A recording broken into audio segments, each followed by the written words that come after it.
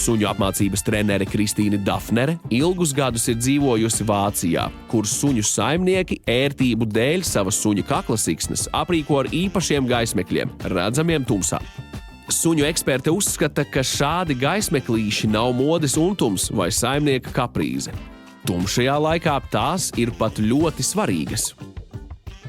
Tie suņu gaismeklīši ir ļoti svarīga lieta, iestājoties tumsai dēļ dažādiem aspektiem.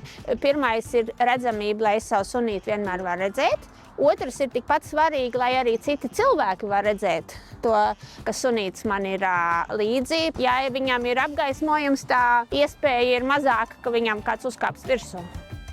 Ja arī citiem suņiem ir gaismeklīši, nu tad saimnieks var ātrāk pamanīt cita suņa tuvošanos.